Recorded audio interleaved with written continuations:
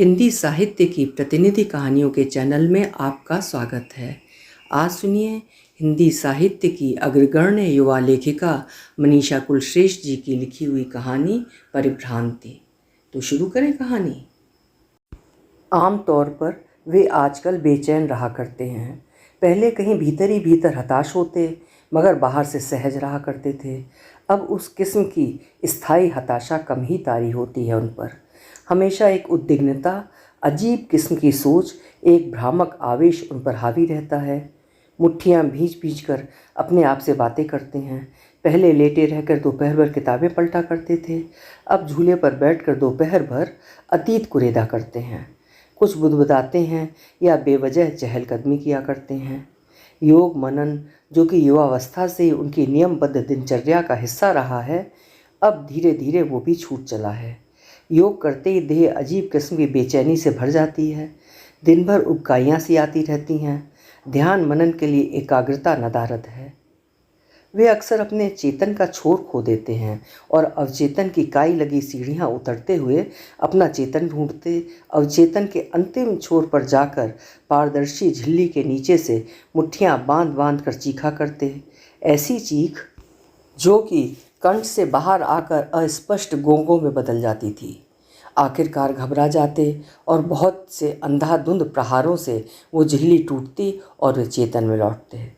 कितनी बार ऐसा होता कि उधर से गुजरते हुए बड़ी बहू मंजुला या छोटा बेटा निमिष झूले या रॉकिंग चेयर पर उन्हें गोंगो करते देखकर आकर झंझोड़ते और जगाते। पूछते, पापा क्या हुआ, पढ़ते पढ़ते सो गए थे या कोई सपना देखा? वे निरुत्तर, पसीने से तरबतर। अपनी इस अनबूझी सी पहेली को वो अपने बेटों से छिपा कर रखना चाहते हैं। फिर भी दोनों में से कोई आकर पूछ ही लेता है, पापा क्या कुछ परेशानी है?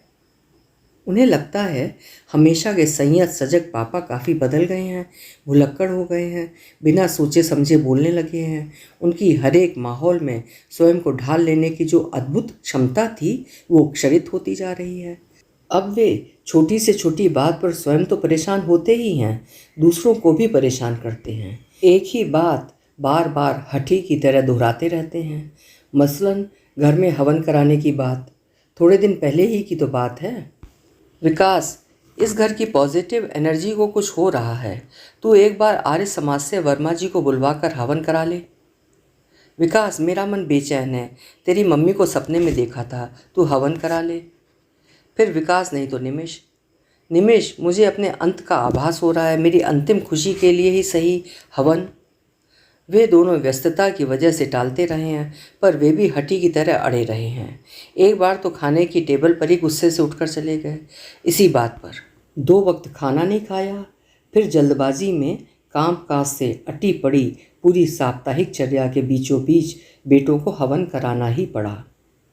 पहले उनका प्रत्येक काम निश्चित स्थान व नियत समय पर होता था।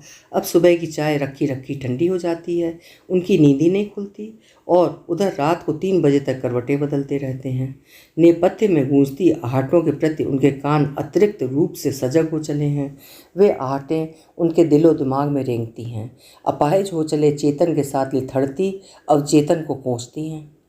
बहू, रात क्या पेट में तकलीफ थी, करहा क्यों रही थी? फिर 2 बार फ्लश चला। 36 साल की उनकी बहू मंजुला के गाल लाल हो जाते और चेहरा तमतमा जाता। अपने डॉक्टर पति से शिकायत करती, पता नहीं पिताजी को क्या होता जा रहा है, अजीब तरह से देखते हैं और उससे कहीं अजीब सवाल पूछते हैं। वे स्वयं भी महसूस करने लगे हैं कि अब वे लोक व्यवहार में पहले जैसे सहज नहीं रहे, या फिर पता नहीं क्या था कि उनका सहज सरल व्यवहार भी अपने परायों को असहज कर रहा था। मस्तिष्क के संवेदनों में कहीं कुछ उलट गया था। हर सीधा कदम विलोम ही पड़ता। क्या था जो उन्हें दुनिया से काट रहा था और अवचेतन से जोड़ रहा था? वे स्वयं भी तो कहीं उलझ रहे थे स्वयं से, कहीं झगड़ रहे थे खुद से और बुरी तरह नाराज थे खुद से। उधर बहुओं के बिगड़े मूड, बेटों के बदलते तेवर वे समझ ही नहीं पा रहे थे गलत क्या था। एक बढ़िया तारतम्य जो था बरसों का बच्चों और उनके बीच, वो कहीं किसी चेतन अवचेतन के कटीले कोने से उलझ कर टूट गया था। उन्हें लगता है अचानक घर के लोग उन्हें नहीं समझना चाह रहे। उन्हें लगता कि उफ, स्थितियाँ किस कदर उनके खिलाफ हो गई हैं। असंतोष ही असंतोष। बात बात पर बेटों के साथ तनाव की स्थिति हो जाती। वे बहसबाजी से जितना बचना चाहते उतनी ही परिस्थितियां प्रतिकूल हो जाती। शायद वे रह रहकर उस एक साथी की कमी पूरी शिद्दत से महसूस करने लगे हैं जो पिछले 25 सालों से महज एक तस्वीर बनकर उनके पूजा घर की बगल में रखा रहा है, जिससे सुबह उठते हुए भगवान के बाद एक बार श्रद्धा से नत हो स्मृत करने के बाद दिन भर की अपनी दिनचर्या में व्यस्त हो जाते थे। लेकिन अब हर बार वो तस्वीर उनके मन में एक हुक सी उठाती है, सुशीला तुम होती तो। आजकल उन्हें एक बात बार बार याद आती है कि सुशीला कहा करती थी, छोड़ो भी घर जमीन फ्लैट खरीदने का चक्कर, पैसे बैंक में रखो, दोनों बेटे पढ़ने में अच्छे हैं, उनके भविष्य की सोचो। फिर अपनी तुम्हारी कब सोचूं? तुम रिटायर हो जाओ, फिर हम विश्व दर्शन को चलेंगे। घर होगा तो बेजा पैरों में जंजीर पड़ जाएगी। और एक दिन सुशीला चुपचाप उनके संसार से चली गई। पैसा बैंक में रखा रहा। अब घर किसके लिए बनवाते? विश्व दर्शन की चाह का सलोना सपना सुशीला के साथ चला गया। वो बात अलग है कि उन पर पूत सपूत तो का धन संचय वाली बात कहावत चरितार्थ हुई। होनहार बेटों की कमाई पर सुख से रह रहे हैं। बेटे ही नहीं, बहुएं भी डॉक्टर हैं, पढ़ी लिखी, अपने काम काज में व्यस्त। उनके पास फालतू की चकचक का वक्त ही कहाँ, सब अपने अपने दायरों में व्यस्त हैं। अब तक तो स्वयं वे भी इसी व्यवस्था में सुखी थे। अपना योग, अपने पढ़ने की आदत, लाफ्टर क्लब, गोल्फ, समय पर खाना, समय पर सैर, न्यूज़, अखबार। पिछले 20 साल से बंधी बंधाई दिनचर्या में पोते पोतियों की आनंदमयी घुसपैठ के अलावा उन्हें ही कब कुछ सहनीय था। इसी अकेलेपन और निजता की आरामदेह आदत थी उन्हें। उनका अपना बड़ा सा सर्व सुविधा युक्त कमरा बच्चों ने मुहैया करा रखा था। एसी, टीवी, फलों व स्वास्थ्य पेयों व उनकी दवाओं से घिरा छोटा फ्रिज, 2 अखबार, study table, bed side lamp, कमरे से लगा गर्म ठंडे पानी की सुविधा वाला बाथरूम। इससे अधिक आदर्श स्थिति क्या हो सकती थी एक एकाकी विधुर की अपने बेटों के घर में? दोनों बेटे एक साथ रहते थे। 3-3 कमरों का सेट भले ही अलग था, पर रसोई एक थी जहाँ सबका खाना साथ पकता। एक लंबा डाइनिंग हॉल जहाँ परिवार के सभी व्यस्त सदस्य दिन का खाना भले अलग अलग समय पर खाते, लेकिन रात का खाना साथ 12 कुर्सियों वाली लंबी टेबल पर ही खाया जाता। सुशीला और उन्होंने बच्चों को शांति युक्त सहजीवन का जो पाठ पढ़ाया था, उसी के आदर्श को प्रस्तुत करता था ये सुशीला भवन। बहुएं भी समझदार थीं, सो इस भवन की परंपरा में सहज ही ढल गईं। लेकिन अब आजकल न जाने क्यों पिछले कई महीनों से वे सबके बीच परिवार के प्रमुख होने के अहंकार को जैसे वापस पाना चाहते हैं। स्वयं में वे एक बूढ़ा होता निर्वासन का दंड भोग रहा आदमखोर शेर विचरता पाते हैं, जो फिर से घूम फिर कर समूह की सत्ता पाने के लिए नौजवान शेरों से भिड़ जाना चाहता हो।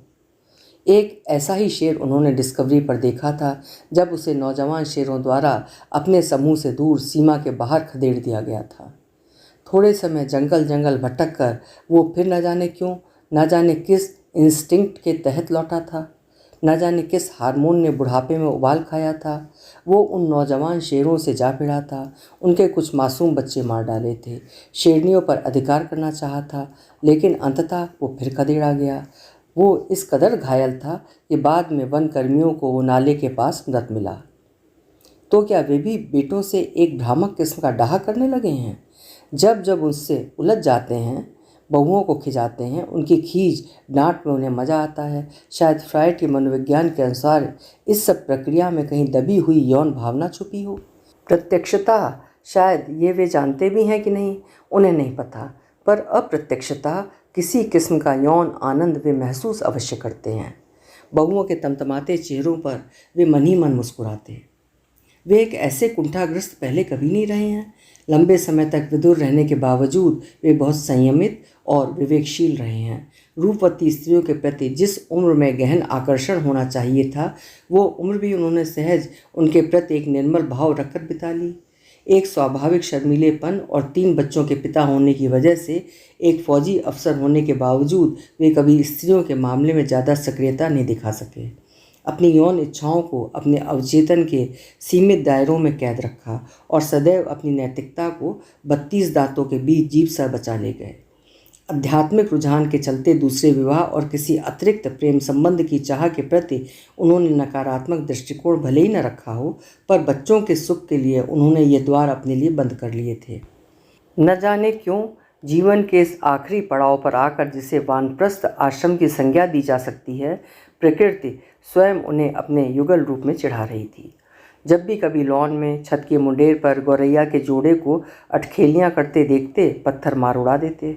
गुपचुप टाइम्स का मैट्रिमोनियल देखते देखते कि senior citizen, high qualified senior officer 59 living alone wants ए लाइफ पार्टनर। सोचते, जब ये साला शादी की सोच सकता है तो मैं क्यों नहीं। रूपरेखा बनाते, retired lieutenant colonel 62, looks 50 years, financially very sound, independent, wants a life partner under 50। एक खूबसूरत इंद्रजाल के दिवा स्वप्न में देर तक घूम घाम कर लौटते, फिर हर बार अपनी इस बेवकूफ़ी भरी सोच पर खाक डालते। कभी कभी ये आवेग देर तक बना रहता तो वे सोच को क्रियान्वित करने की ठान लेते। एक बार तो उन्हें इंजेक्शन लगाने उनके कमरे में आए उनके बड़े बेटे विकास ने लिफाफे में रखा उनका ये विज्ञापन का पत्र पढ़ लिया। पापा, क्या है ये? अरे कुछ नहीं, तेरे केशव अंकल को खुराफात सूझी थी कि कर्नल चोपड़ा को बेवकूफ़ बनाया जाए, सो बस हम दोनों।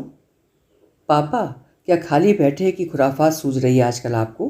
पता नहीं क्या होता जा रहा है आपको। कल मंजुला कह रही थी कि आप ज़ोर ज़ोर से केशव अंकल के साथ फौजी गालियों के साथ बातें कर रहे थे। विन्नी भी वहीं खड़ी थी। तो क्या, अब दोस्तों को आने से मना कर दूं? तुम लोग चाहते हो सारी दुनिया से कटकर मैं उसे कमरे का कैदी होकर रह जाऊं? वाह, क्या सुविधा संपन्न कैद है। मैंने ऐसा कब कहा? पर गालियाँ घर के बच्चों और औरतों के सामने।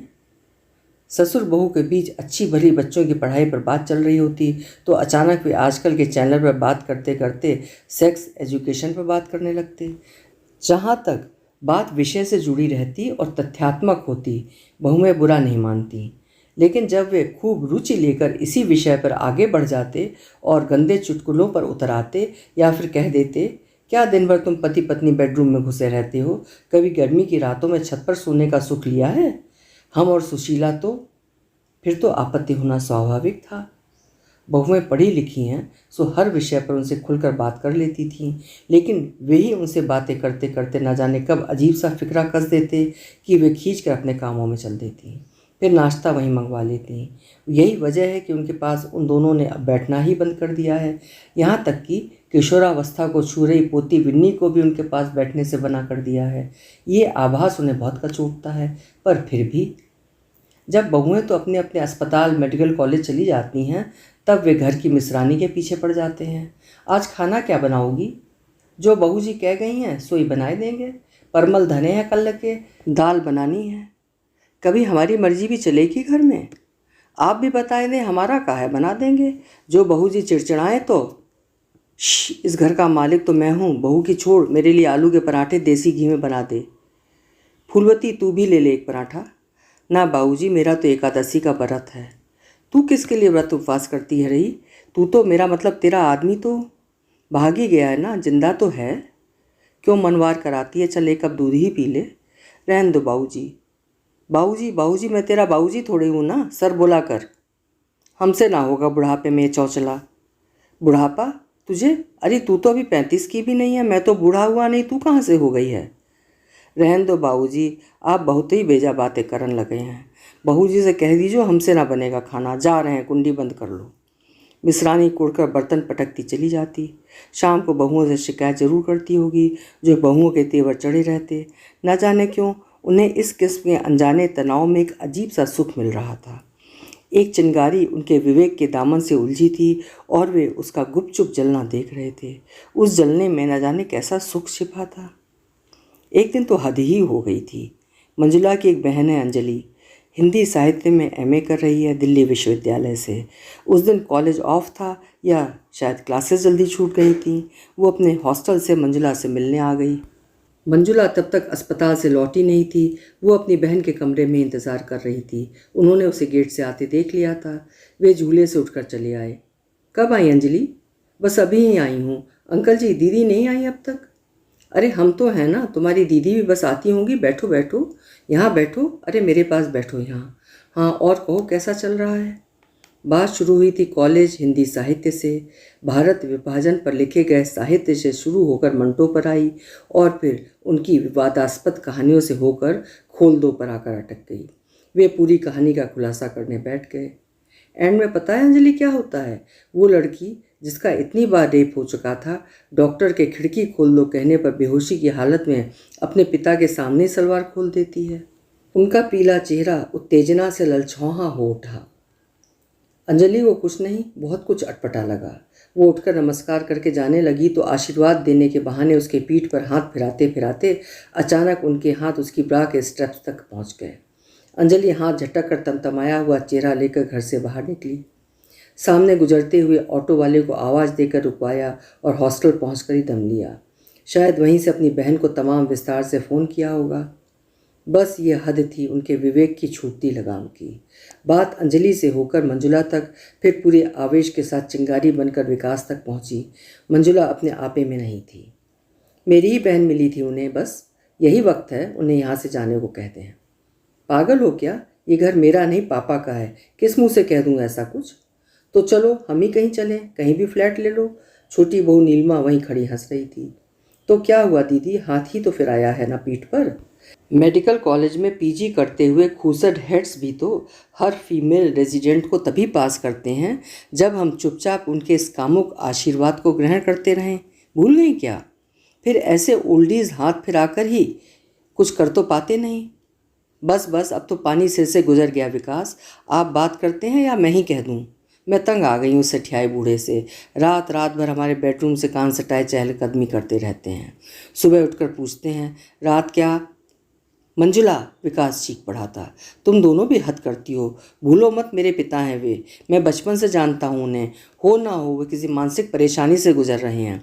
जिस इंसान ने अपनी 40वें दशक में शादी का विकल्प होते हुए भी महज बच्चों का मुंह देखकर शादी नहीं की, वरना वंदना मासी। विकास कुछ सोचकर एकदम चुप हो गया। वंदना मासी? क्या क्या कहना चाहते हो? कुछ नहीं। विकास स्वयं ही उलझ रहा था। आखिर पापा को क्या होता जा रहा है? क्यों पापा पापा ना होकर किसी और ही अय्याश व्यक्तित्व में ढल रहे हैं?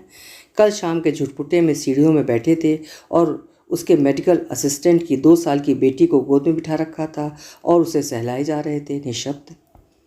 पापा आप वहाँ क्या कर रहे हैं? गौतम कब से अपनी बच्ची को बाहर ढूंढ रहा है, उसने जोर से चिल्लाकर पूछा था तो घबरा गए थे। बच्ची सीढ़ी उतर कर नीचे आ गई। उसके पास 2 चॉकलेट्स थे। विकास को बड़ा अजीब सा लगा। उस दिन आसान नहीं था विकास के लिए सो पाना। अब ये सब असहनीय हो चला है। अधिक उपेक्षित किया तो कोई भी हादसा खड़ा हो सकता है, घर की नेकनामी में छेद करता हुआ। सीढ़ियों से सिर झुकाए उतरते और पीट करके अपने कमरे में घुसते हुए पापा का वो चिर परिचित चमचमाता प्रभामंडल छिन्न भिन्न क्यों लगा? अचानक उनकी श्रद्धाजनक प्रतिमा में दरार क्यों आ गई है? क्या सच में कोई निर्णायक पल आ गया है? क्या अब स्वयं लिहाज की ज़मीन से ऊपर उठकर उन्हें उनके बड़प्पन के आसमान से उतार कर आमने सामने बात करनी ही होगी? कैसे कर सकेगा वो? ना, उससे नहीं होगा। निमिष से बात करेगा। वो थोड़ा स्पष्टवादी है। अपने कमरे में बैठे वो स्वयं हतप्रभ थे। एक कोमल सेहरन भरे स्पर्श की चाह गले में कांटे चुभोती प्यास बन गई है।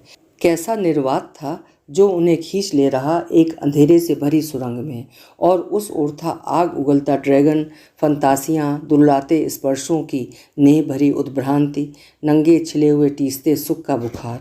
हाँ, बुखार ही चढ़ाया था उन्हें। उस दिन वे डाइनिंग टेबल पर नहीं गए रात के भोजन के लिए।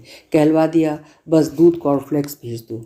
देर रात तक अपना आत्मविश्लेषण करते रहे और बुखार से तपते हुए देर तक कपकपाते हाथों से डायरी में अपनी न जाने क्या कुछ लिखते रहे। उसी रात विकास ने छोटे भाई निमिष को बुलाकर बात की। यार पता नहीं पापा को क्या होता जा रहा है, अजीब से रोमांटिक से होते जा रहे हैं। हमारी पत्नियों को कुछ भी कह देंगे, अकेले में घर की मेड्स के पीछे घूमेंगे। एक दिन तो मैट्रिमोनियल पोस्ट करने को उतारू बैठे थे अपना, समझ में नहीं आ रहा। हाँ मैं भी देख रहा हूँ, सठिया से गए हैं। आप उनसे सीधी बात क्यों नहीं करते कि ये सब नहीं चलेगा, किसी दिन अपनी इज्जत उतरवाएंगे ये। कम ऑन, पापा जैसे सोबर और आदर्शवादी इंसान को लेकर ऐसे मत सोच। अकेलापन या डिप्रेशन होगा। किसी से बातचीत करने के लिए बड़े लोग स्टैंडर्ड नहीं देखते। मंजुला की मम्मी भी तो सब्जी वाले को रोक कर घर का पुराण सुनाने लगती हैं। फिर भी ऐसे कैसे चलेगा भैया, कुछ तो करना पड़ेगा। आप कहो तो मैं। नहीं, तुझे तो पता है पापा को बातचीत करने की शुरू से ही कहाँ आदत है। वे बात नहीं करते थे, शांत रहा करते थे। बोलते थे तो इतनी गहरी बात कि हर कोई कायल हो जाए।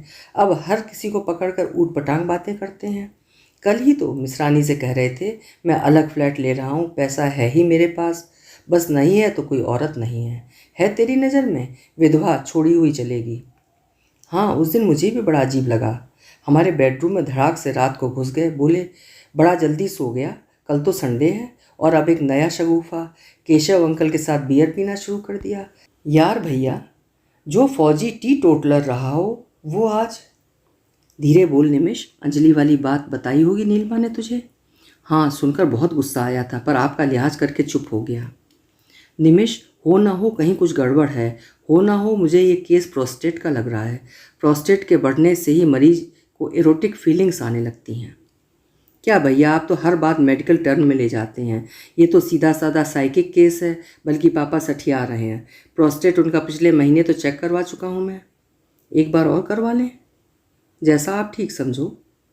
मेरे पास टाइम नहीं है, तुम और नीलमा अपने पीजी एग्ज़ाम्स में लगे हुए हो। मंजुला के साथ भेजूंगा टेस्ट के लिए उसके मेडिकल कॉलेज, तो वो चिढ़ जाएगी। वो और नीलमा तो बात ही नहीं कर रहे पापा जी से आजकल, बायकॉट कर दिया है उनका। भैया, क्यों ना एक बार पापा को साइकाइट्रिस्ट के पास ले जाएं। और हाँ भैया, पता नहीं आपको भाभी ने बताया कि नहीं, उस दिन झूले पर एकाएक बेहोश हो गए थे और अजीब आवाज़ निकाल रहे थे। होश में आकर मंजुला भाभी से कहते हैं नीति का एरोप्लेन क्रैश हो गया है, वो नहीं बची, अब हवन करवाना ही होगा 13वीं का। ये अजीब अजीब से भ्रम होना तो ठीक नहीं है भाई। साइकियाट्रिस्ट तो ठीक है, मैं एक बार अजय से बात करता हूँ, वो न्यूरोलॉजिस्ट है, देखें वो क्या कहता है। मुझे कुछ और ही गड़बड़ लग रही है। अगले ही दिन विकास सारे काम छोड़कर अपने न्यूरोलॉजिस्ट मित्र अजय के घर पहुँचा। यस ऑफ कोर्स यार, तो स्थिति की गंभीरता पहले क्यों नहीं समझा? जहाँ तक मैं अंकल को जानता हूँ, एक बाहर वाले की हैसियत से वे बहुत ही संतुलित व्यक्ति हैं। अचानक ये भावनात्मक बदलाव किसी खास वजह से ही होगा। कई बार ऐसा हो जाता है। किसी भी दिन मेरे पास आकर एमआरआई करवा ले। ठीक है, तेरे पास लाता हूँ किसी दिन। कल ही लिया, कल मैं फ्री भी हूँ। जल्दी ही एमआरआई और सीटी स्कैन की रिपोर्ट विकास के हाथों में थी। रिपोर्ट पढ़ते उसे ऐसा लगा कि उन पर घड़ों पानी पड़ गया हो। एक डॉक्टर होकर वो क्या क्या सोच गया पापा के बारे में। अजय का शक सही निकला।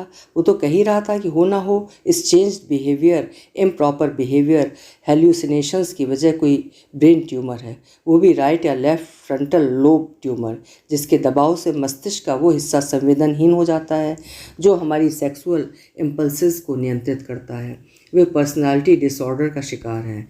काफ़ी हद तक फ्रंटल लोब ट्यूमर को इसका जिम्मेदार ठहराया जा सकता है। कई बार इस ट्यूमर वाले मरीज पेडिफिलिक हो जाते हैं, यानी बच्चों के साथ सेक्सुअली। कुल मिलाकर मेरे कहने का मतलब है, विकास ही दिमाग के उस हिस्से को नष्ट कर देता है जो हिस्सा हमें चेताता है कि थिंक बिफोर एक्ट।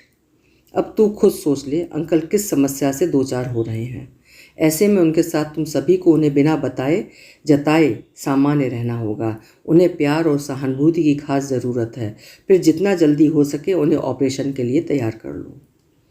वो डॉक्टर होकर भी चकित है, मानव तन के साथ साथ मन और उसे संवेदनों पर, मस्तिष्क की अद्भुत नियंत्रण क्षमता पर। अब एक नई चुनौती सामने थी, पापा को ऑपरेशन के लिए तैयार करना। ऑपरेशन, वो भी ब्रेन ट्यूमर जैसा दुस्साध्य ऑपरेशन। आज ही बात करेगा वो।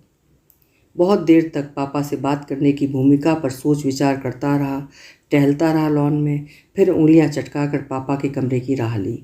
पापा कमरे में नहीं थे, उनकी चप्पलें बाथरूम के बाहर उल्टी पड़ी थीं। उनके कैनवास के जूते वहाँ नहीं थे, शायद टहलने निकल गए हैं। उनके पूरे कमरे पर निगाह डाली। पापा का कमरा जो अब पहले की सी तरतीबी से नहीं जमा है। पापा के व्यक्तित्व में से जो सधापन खो गया है, वही सधापन कमरे से भी गायब है। सलवटों से भरा बिस्तर, उल्टी पड़ी चप्पलें, चश्मे के कांच पर लगे दाग, खुला हुआ पेन और ये डायरी। पापा तो कभी डायरी नहीं लिखते थे, लेख जरूर लिखते थे, वो भी या तो भारत की विगत युद्ध नीतियों पर या अध्यात्म पर। वो पहले कभी पापा के पत्र या डायरी पढ़ने की बात सोच ही नहीं सकता था, पर अब वो स्वयं को रोक नहीं सका। डायरी पर उल्टा पड़ा धुंधला चश्मा खुला पेन हटाकर पढ़ने लगा। मैं तो वैसा ही हूँ जैसा हमेशा से था।